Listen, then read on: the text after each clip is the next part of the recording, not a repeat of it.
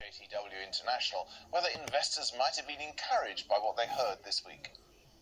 Well, I think you're seeing a kind of classic, conservative market where good news is discounted and bad news is overemphasized. So while there's been some weakness in the earnings, it hasn't been horrible, but they've been misses from higher valuations. So I think you're seeing a normal adjustment down to kind of levels that make investors a little bit more attractive. And also you're seeing a little bit more bottom picking down here on very, very volatile days, but not the amount that we need to see in case you're going to see a turnaround in the market. Let's look at the interest rate moves that we had. I mean, do you think they are perhaps behind this slight rally that we're seeing today?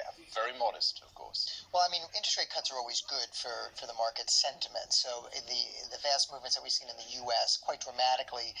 Also now the U.K. has finally come in and cut, and the kind of dovish statements out of the European Central Bank yesterday, even though they kept rates on hold, has given investors a little bit of hope that maybe they'll come around to rate cuts. So generally, rate cuts, are encouraging.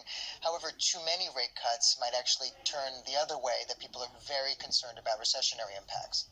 Okay, well, looking at the real economy, is it that all we're going to be looking at now as we try and work out whether we've hit the bottom yet? I think it's going to be an increasingly important information. I think since the U.S. has been so aggressive in cutting rates and will continue to do so, I think the data, specifically GDP, recovery data, unemployment across Europe and the UK is going to become increasingly important. And that's what the market's going to look at. So I think you're going to turn from sentiment and market psychology to a little bit more of data, which I think will be encouraging for people because it'll be a little bit more sensible to look at and trade. Okay, but looking at the data, do you imagine that we are going to see genuinely a recession, possibly a long recession, or is there still more than a chance that we'll just have a slowdown? I think if you look in the U.S., if you had to guess, the estimate 50 to 70% of the market is pricing in a recession. So some valuations are already down so low that the bad news is already baked into the price. I think, in the UK, it's taking a little bit longer for that to filter in. There is some hope because the data has been mixed. Bad housing data one month, moderate housing data the next month. So you're not really getting a consistently weakening trend.